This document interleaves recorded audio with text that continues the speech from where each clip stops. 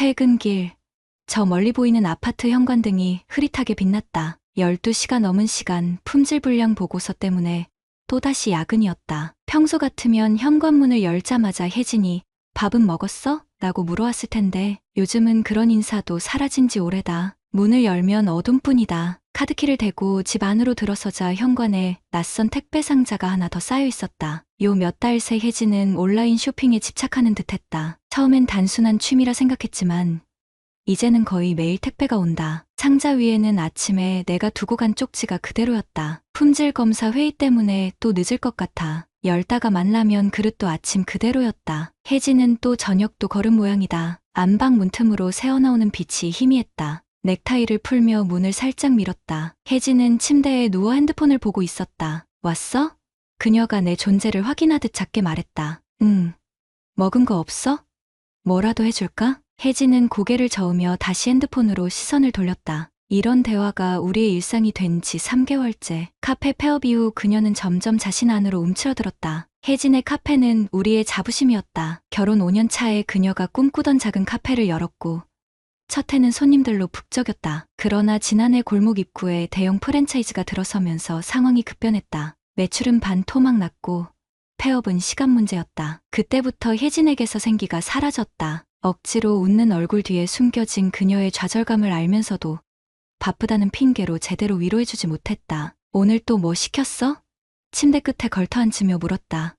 그냥 화분. 그녀의 목소리에는 열정이 실종된 지 오래였다. 다음날 오전 회사에서 긴급 품질회의가 소집되었다. 핸드폰을 무음으로 돌리고 회의실에 들어갔다. 2시간 후 확인한 메시지함에는 혜진의 문자가 있었다. 도연아, 우리 이야기 좀 할 수 있을까? 요즘 나 많이 힘들어. 그렇게 또 하루가 지났다. 혜진과의 대화는 결국 이뤄지지 않았다. 그 다음날도 매일 터지는 문제들 사이에서 아내의 메시지는 언제나 후순이었다. 일주일 후 현관 앞에 놓인 택배 상자 옆에서 혜진과 낯선 남자의 웃음소리를 들었다. 문을 열자 혜진과 택배기사로 보이는 남자가 서 있었다. 집에 있어도 되냐고 물어봤더니 사모님이 여기 두고 가도 된다고 하셔서요. 남자가 미소를 지으며 말했다. 아, 네. 어색하게 대답하며 상자를 받았다. 그럼 안녕히 계세요. 그가 인사하며 돌아섰다. 혜진의 눈빛이 그를 쫓았다. 요새 저 기사님이 자주 와. 혜진이 말했다. 친절하더라고. 그날 밤 침대에 누워 생각했다. 언제부터 혜진에게 친절한 사람이란 특별한 존재가 되었을까? 언제부터 내 안에는 택배기사의 미소에 위안을 얻게 되었을까? 풀리지 않는 생각을 뒤로하고 일어나 거실로 나왔다. 테이블 위에 놓인 택배 영수증에는 송진호라는 이름과 연락처가 적혀 있었다. 이름 옆에 혜진이 적은 듯한 메모가 눈에 띄었다. 비 오는 날 우산 챙겨주신 분. 창밖을 보니 또다시 비가 내리기 시작했다. 빗방울이 창문을 두드리는 소리가 집 안의 침묵보다 더 크게 들렸다. 5월의 장마가 일찍 시작됐다. 일주일째 하루도 빠짐없이 내리는 비에 도시는 축축하게 젖어 있었다. 그날도 비가 추적추적 내리고 있었다. 오후 회의를 마치고 차를 몰고 집에 도착했을 때 현관 앞매트에 낯선 물기가 눈에 띄었다. 누군가 젖은 신발로 들어왔다가 나간 흔적이었다. 비 많이 왔어? 집에 들어서자 혜진이 물었다. 오랜만에 들어보는 그녀의 목소리였다. 얼굴에 화장기가 어렴풋이 보였다. 언제부터인가 그녀는 방에만 틀어박혀 화장도 하지 않았는데 오늘은 달랐다. 응, 많이 오더라. 혜진의 목소리에는 활기가 돌아온 듯했다. 부엌 선반에 새로운 머그잔 2개가 말려 있었다. 거실 테이블에는 도톰한 책 한 권. 평소 혜진이 읽던 스타일은 아니었다. 오늘도 택배 왔었어? 응, 비가 많이 왔는데 택배 기사님이 완전 젖은 채로 왔더라고. 불쌍해서 잠깐 들어오라고 했어. 커피 한 잔 정도는 괜찮잖아. 자연스럽게 들리는 목소리였지만 혜진의 눈빛은 어딘가 달랐다. 마치 오랜만에 빛을 본 사람처럼 반짝였다. 그래, 대답했지만 가슴 한구석이 묘하게 불편했다. 그날 이후 혜진은 조금씩 달라졌다. 갑자기 화분에 관심을 갖기 시작해 베란다에 작은 식물들이 늘어났다. 아침에는 일찍 일어나 샤워하고 가끔은 집 안음악이 흘러나왔다. 처음에는 그녀가 우울증에서 벗어나는 좋은 신호라고 생각했다. 일주일 후 퇴근길에 동네 슈퍼에 들렀다. 우연히 창밖으로 혜진을 발견했다. 그녀는 택배 유니폼을 입은 남자와 나란히 걸으며 웃고 있었다. 그날 본 택배 기사였다. 두 사람 사이에는 자연스러운 친밀감이 흘렀다. 혜진은 오랜만에 진짜로 웃고 있었다. 남자가 뭔가 재미있는 말을 했는지 혜진은 그의 팔을 가볍게 치며 깔깔 웃었다. 언제부터 저렇게 친해진 거지? 자동차 안에서 그들을 지켜봤다. 비가 다시 내리기 시작하자 남자가 혜진에게 우산을 씌워주었다. 서로의 어깨가 자연스럽게 맞닿았다. 심장이 묘하게 조여왔다. 그날 밤 혜진에게 물었다. 요즘 기분이 좋아 보이네. 그래? 그런가? 그녀는 시선을 피하며 답했다. 그냥 좀 나아진 것 같아. 그 택배기사랑 자주 보는 것 같던데. 혜진의 손이 잠시 멈췄다. 가끔 마주치면 인사하는 정도야. 친절한 사람이라서. 친절한 사람. 그 단어가 가슴에 박혔다. 언제부터 나는 혜진에게 친절한 사람이 아니게 된 걸까? 다음 날 회사에서 연락이 왔다. 긴급 출장으로 이틀간 지방에 내려가야 했다. 집에 전화했을 때 혜진은 의외로 담담했다. 그래, 조심히 다녀와. 출장 첫날 밤 호텔에서 혜진에게 전화했지만 받지 않았다. 문자도 읽지 않았다. 불안한 마음에 다시 걸었지만 여전히 응답이 없었다. 한밤중에 깨어 다시 전화했을 때도 마찬가지였다. 다음 날 오후 갑자기 폭우가 쏟아져 출장 일정이 일찍 끝났다. 집에 미리 연락하지 않고 돌아가기로 했다. 혹시 혜진이 걱정할까 싶어 선물도 샀다. 괜히 불안한 마음에 내 발걸음은 점점 빨라졌다. 아파트에 도착했을 때였다. 우리 집 앞에 택배 트럭이 서 있었다. 진호라는 이름표를 단 그 남자가 우리 아파트 입구에 서 있었다. 그의 옷은 비에 젖어 있었지만 얼굴은 밝게 웃고 있었다. 손에는 작은 꽃다발이 들려 있었다. 전에 없던 광경이었다. 차를 세우고 한참을 그를 지켜봤다. 그는 우리 아파트로 들어갔다가 10분 후에 빈손으로 나왔다. 꽃은 누구에게 전해진 걸까? 비에 젖은 그의 등이 멀어질 때까지 나는 차 안에서 움직이지 못했다. 집으로 향하는 발걸음이 무거웠다. 현관 비밀번호를 누르는 손이 떨렸다. 문을 열자 달콤한 향기가 풍겼다. 거실 테이블 위에는 와인 2잔과 작은 케이크가 놓여 있었다. 그리고 그 옆에는 내가 본 꽃다발이 꽂혀 있었다. 혜진아? 아무 대답이 없었다. 욕실에서 물소리가 들렸다. 혜진이 샤워 중인 것 같았다. 케이크 위에는 작은 카드가 놓여 있었다. 손이 떨리는 것을 느끼며 집어들었다. 내 곁에 있어줘서 고마워요. 타인의 필체였다. 진호의 거심이 분명했다. 다리에 힘이 풀렸다. 욕실 문 앞에서 멈춰섰을 때 물소리 아래 혜진의 작은 웃음소리가 들렸다. 그리고 머릿속에 번개처럼 스치는 생각. 내가 없는 사이 그 남자의 다 젖은 손이 우리 집 문을 열었다. 와인 잔, 케이크, 그리고 낯선 필체의 카드가 내 눈앞에 선명했다. 욕실에서 들려오는 웃음소리, 심장이 귓가에서 쿵쾅거렸다. 몸이 저절로 뒤로 물러났다. 이게 현실인지 악몽인지 구분할 수 없었다. 한 발짝, 또 한 발짝. 욕실 문 앞에서 멈췄다. 손잡이를 잡을까 말까 망설이는 순간 물소리가 멈췄다. 온몸이 얼어붙었다. 문이 조금씩 열리는 소리, 습한 수증기가 밀려 나왔다. 진호씨, 수건 좀. 혜진의 목소리가 흘러나오다 멈췄다. 우리의 시선이 허공에서 마주쳤다. 그녀는 수건 하나만 둘러싼 채였다. 얼굴이 창백해졌다. 누군가 목을 조르는 듯 숨이 막혔다. 도연아? 그녀의 목소리가 떨렸다. 왜 이렇게 일찍 왔어? 질문이 내 귀에 들어오지 않았다. 머릿속에 하얀 정적만 가득했다. 다리가 후들거려 벽을 짚어야 했다. 누구 찾았어?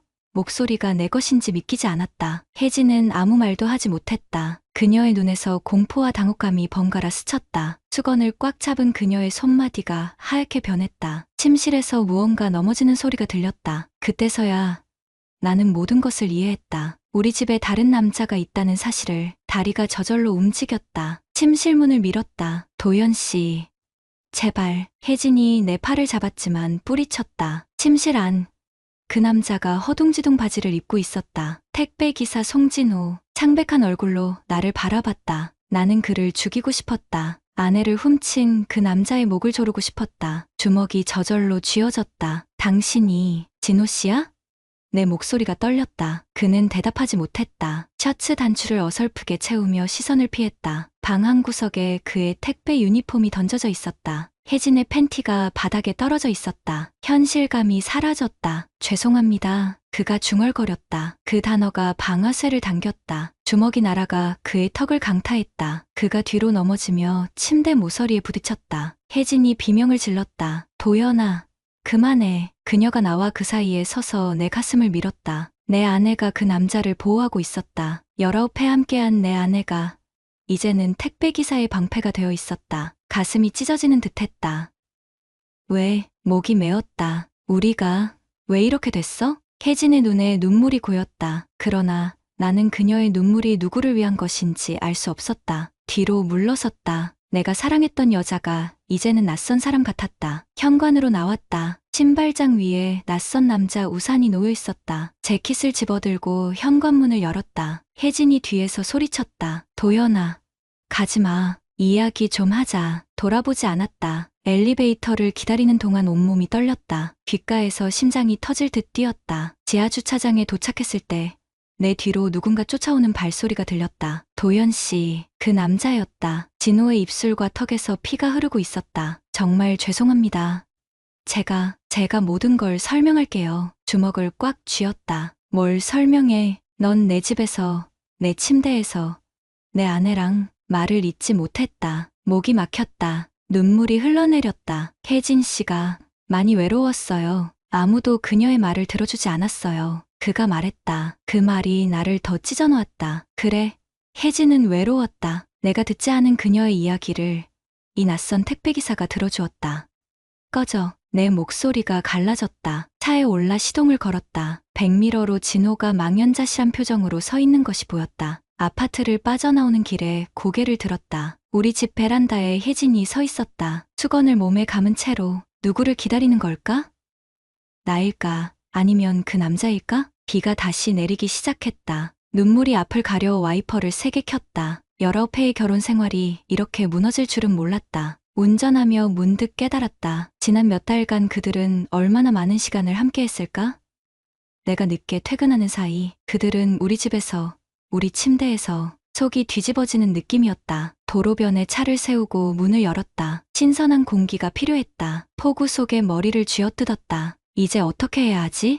무릎이 꺾이며 도로변에 주저앉았다. 비가 내 얼굴을 쓸어내렸다. 우산도 없이 걸어가는 사람들이 의아한 눈으로 나를 바라봤다. 그들에게 나는 빗속에 주저앉은 한 남자일 뿐이었다. 아무도 내 가슴 속에 무너진 세계를 볼 수 없었다. 핸드폰이 울렸다. 액정에 혜진의 이름이 떠올랐다. 한 번, 두 번, 세 번. 받지 않았다. 이제 그녀의 목소리를 들을 자신이 없었다. 빗물에 흠뻑 젖은 채로 다시 차에 올랐다. 갈 곳이 없었다. 내 집에는 더 이상 돌아갈 수 없었고 이 늦은 시간에 친구에게 갈 수도 없었다. 결국 도착한 곳은 회사 근처 모텔이었다. 체크인하며 문득 생각했다. 혹시 그들도 이런 곳에서 만났을까? 방 안에 들어서자마자 무릎이 꺾였다. 침대에 주저앉아 고개를 숙였다. 온몸에서 힘이 빠져나갔다. 그제야 울음이 터져나왔다. 어린아이처럼 소리내어 울었다. 핸드폰에 다시 알림이 울렸다. 혜진이 보낸 메시지였다. 도연아, 제발 돌아와. 모든 걸 설명할게. 미안해. 화면을 끄고 침대에 누웠다. 천장을 바라보며 생각했다. 어떻게 하면 내 아내의 불륜 장면을 지울 수 있을까? 어떻게 하면 이 찢어진 가슴을 다시 붙일 수 있을까? 답은 알 수 없었다. 다만 한 가지 확실한 것은 오늘 본 것들은 결코 잊을 수 없다는 사실이었다. 그리고 빗소리만이 내 울음소리를 덮어주었다. 모텔 창문으로 새어들어오는 햇살에 눈을 떴다. 순간 낯선 천장에 당혹감이 밀려왔다. 그리고 곧 어제의 기억이 파도처럼 밀려들었다. 혜진과 그 남자, 우리 침실에서 가슴이 다시 조여왔다. 침대에서 일어나자 온몸이 쑤셨다. 휴대폰을 확인했다. 혜진에게서 온 부재중 전화가 20건, 문자 메시지가 15건. 모두 무시했다. 거울 속 내 얼굴은 핏기 없이 창백했다. 부어오른 눈과 주름진 셔츠. 43세 중년 남자가 하루 만에 10살은 더 늙어 보였다. 회사에 연락해 휴가를 냈다. 이유를 묻는 과장의 질문에 가정사라고만 답했다. 샤워를 하고 나와 한참을 앉아 있었다. 어제 입은 옷에서는 여전히 비냄새가 났다. 정오가 되어서야 집으로 향했다. 현관 비밀번호를 누르는 손이 떨렸다. 문이 열리자 혜진이 거실 소파에 앉아 있었다. 부어오른 눈으로 보아 밤새 울었던 것 같았다. 우리의 시선이 마주쳤다. 왔구나? 그녀의 목소리가 떨렸다. 대답하지 않고 침실로 향했다. 침대 시트는 새 것으로 바뀌어 있었다. 어제의 흔적을 지운 것이다. 옷장을 열어 캐리어를 꺼냈다. 필요한 옷가지를 던져 넣기 시작했다. 혜진이 문가에 서서 나를 지켜보고 있었다. 도연아, 우리 이야기 좀 하자. 그녀의 목소리가 갈라졌다. 여전히 대답하지 않고 서랍을 열어 양말과 속옷을 꺼냈다. 손이 떨려 물건들이 바닥에 떨어졌다. 화가 치밀어 올랐다. 제발 도연아, 내가 잘못했어. 그건 알아. 하지만 뭐? 고개를 들었다. 내 목소리가 낯설게 들렸다. 혜진은 말을 잇지 못했다. 그녀의 눈에서 눈물이 흘러내렸다. 어떻게 설명할 건데? 냉정하게 물었다. 어떻게 설명하면 내가 어제 본 걸 지울 수 있을 것 같아? 그 사람이 날 안아줬을 뿐인데 그게 그렇게 큰 죄였을까? 혜진의 목소리가 작았다. 그 말에 가슴이 무너져 내렸다. 안아줬다니? 그게 그녀의 변명인가? 눈앞이 하얘졌다. 그럼 그 손이 내 집 문까지 열게 했어야 했냐? 혜진은 고개를 떨궜다. 침묵이 길게 이어졌다. 캐리어를 다투며 물었다. 얼마나 오래됐어? 2달. 그녀의 대답이 가시처럼 꽂혔다. 2달.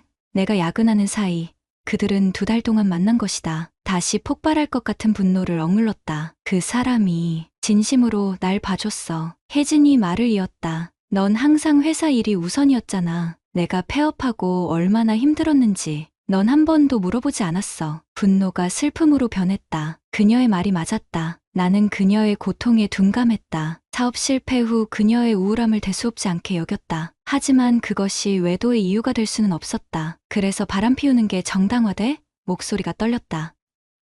아니, 그런 건 아니야. 그냥 그 사람은 내 말을 들어줬어. 나를 봤어. 여자로 봤어. 여자로 봤다는 말에 가슴이 쿡 찔렸다. 언제부터 나는 혜진을 아내가 아닌 그저 집에 있는 사람으로 대했던 걸까? 캐리어를 들고 침실을 나왔다. 거실에 서서 주변을 둘러봤다. 19회 함께한 우리 집. 이제는 더 이상 내 집이 아닌 것 같았다. 어디 가려고? 혜진이 물었다. 모텔에 있을 거야. 당분간. 그러지 말고 내가 나갈게. 내가 잘못한 거니까. 고개를 저었다. 그러지 마. 이 집은 내가 있어. 난 여기 있을 수 없어. 현관으로 향했다. 혜진이 내 팔을 붙잡았다. 그녀의 손길이 화상처럼 느껴졌다. 도연아, 우리 다시 시작할 수 없을까? 내가 정말 잘못했어. 그 사람 다시는 안 만날게. 제발. 그녀의 눈에는 진심이 담겨 있었다. 하지만 내 마음속 신뢰는 이미 산산조각 났다. 다시 시작. 혜진아, 넌 내 침대에서 다른 남자와 말을 잇지 못했다. 목이 메였다. 혜진이 무릎을 꿇었다. 제발, 제발 날 버리지 마. 그녀의 모습이 비참했다. 한때 내가 그토록 사랑했던 여자가 이제는 울며 매달리는 낯선 사람이 되어 있었다. 난 널 버리는 게 아니야. 조용히 말했다. 넌 이미 날 버렸어. 문을 열고 밖으로 나왔다. 엘리베이터 안에서 등 뒤로 혜진의 흐느낌이 들렸다. 가슴이 찢어질 것 같았지만 더 이상 돌아볼 수 없었다. 차에 캐리어를 싣고 시동을 걸었다. 핸드폰이 울렸다. 혜진이 아닌 회사 동료였다. 도연아, 괜찮아? 갑자기 휴가라고 해서. 응, 가정일이 좀 있어서. 담담하게 대답했다. 뭐 문제 있어? 도울 일 있으면 말해. 잠시 침묵했다. 이혼할 것 같아. 전화기 너머로 놀란 숨소리가 들렸다. 무슨, 갑자기 왜? 혜진이가 바람 폈어. 말을 내뱉는 순간 현실이 되었다. 아내의 외도, 이제는 부인할 수 없는 사실이 되었다. 내가 변호사 아는 형 소개해줄게. 상간자 위자료도 청구할 수 있어. 상간자, 그 단어가 가슴을 찔렀다. 법적으로 진호에게 책임을 물을 수 있다는 것. 그것이 나에게 무슨 위안이 될까? 차를 출발시키며 백미러로 아파트를 한 번 더 바라봤다. 우리의 보금자리였던 그곳은 이제 내게 가장 차가운 장소가 되었다. 집 밖의 비보다 더 차갑게 나를 적셨다. 6달. 내 인생이 완전히 뒤바뀐 지 6달이 지났다. 원룸에서의 삶도 이제는 익숙해졌다. 처음에는 19회 만에 혼자 자는 밤이 너무 길고 춥게 느껴졌지만 시간이 약이라고 했던가. 이제는 텅 빈 침대도 그저 내 일상의 일부가 되었다. 이혼 조정이 끝난 날 법원 복도에서 혜진을 마주쳤다. 그녀는 많이 야위어 있었다. 까만 치마 정장에 화장기 없는 얼굴. 우리는 서로의 눈을 피했다. 도연 씨, 서류에 서명해 주시면 됩니다. 조정위원의 말에 펜을 들었다. 서명하는 손이 떨렸다. 옆에서 혜진도 조용히 서명했다. 그렇게 우리는 법적으로 남이 되었다. 19회의 결혼 생활이 A사 용지 한 장으로 정리되었다. 법원을 나서는데 비가 내리고 있었다. 우산을 펴려는데 혜진이 다가왔다. 도연아, 조심스럽게 불렀다. 상간자 소송 취하해줘서 고마워. 나는 가만히 그녀를 바라봤다. 처음에는 동료가 소개해준 변호사를 통해 진호를 상대로 위자료 청구 소송을 제기했었다. 증거는 충분했다. 하지만 소송 과정에서 진호가 택배회사에서 해고됐다는 소식을 들었다. 그에게 위자료를 받는다 해도 내 마음의 상처가 아물 것 같지 않았다. 결국 소송을 취하했다. 내가 너한테 한 거. 혜진이 어렵게 말을 이었다. 평생 후회해. 후회해도 돌아오지 않는 게 있어. 담담하게 대답했다. 알아. 그녀의 눈에 눈물이 고였다. 그래도 가끔은 내가 어떻게 지내는지 궁금해. 비가 점점 거세게 내렸다. 사람들이 우산을 쓰고 분주히 지나갔다. 너는? 내가 물었다. 친정에 있어. 엄마가 많이 도와줘. 그녀가 머뭇거리다 말했다. 그 사람, 다시는 안 만났어. 잘 됐네? 더 나눌 말이 없었다. 비가 우리 사이로 내렸다. 혜진에게 우산을 씌워주고 싶은 충동이 들었지만 그건 더 이상 내 역할이 아니었다. 그럼 잘 지내? 그녀가 고개를 숙이고 돌아섰다. 그날 저녁 혼자 소주를 마시며 생각했다. 이제 모든 게 끝났다. 더 이상 밤에 잠들지 못하고 혜진과 그 남자의 모습을 상상하지 않아도 된다. 그들의 웃음소리를 떠올리며 가슴을 쥐어뜯지 않아도 된다. 다음 날 회사로 복귀했다. 여름 휴가 계획을 짜던 중 문득 진호에 대한 궁금증이 들었다. 그는 내 아내를 빼앗아 간 그 남자는 어떻게 지내고 있을까? 노트북을 열고 검색창에 송진호 택배라고 입력했다. 아무 정보도 나오지 않았다. 그저 이름만 같은 다른 사람들 뿐. 그는 인터넷에서도 내 삶에서도 사라진 사람이었다. 3달 후 전세 계약이 만료되어 집을 비워주었다. 이사 업체가 짐을 옮기는 동안 마지막으로 빈 아파트를 둘러봤다. 거실, 주방, 욕실, 그리고 침실. 그 침실에서 내가 본 장면이 다시 떠올랐다. 이제는 통증 대신 무감각함이 느껴졌다. 상처는 아물고 있었다. 가을이 깊어가던 어느 날 우연히 혜진이 예전에 운영하던 카페 근처를 지나게 되었다. 그곳은 이제 다른 가게로 바뀌어 있었다. 카페 옆 작은 골목길을 따라 걷다가 멈춰섰다. 멀리서 누군가가 다가오고 있었다. 혜진이었다. 그녀도 나를 발견했는지 걸음을 멈췄다. 잠시 서로를 바라봤다. 그녀는 예전보다 더 말랐지만 얼굴에는 생기가 돌아온 것 같았다. 손에는 작은 종이 봉투를 들고 있었다. 오랜만이네. 내가 먼저 입을 열었다. 응, 그녀가 어색하게 미소 지었다. 어떻게 지내? 괜찮아. 너는? 나도 조금씩 나아지고 있어. 비슷한 시간에 같은 장소에 있다는 건 둘 다 과거를 되돌아보고 있다는 의미일까? 침묵이 이어졌다. 예전 카페 보러 왔어?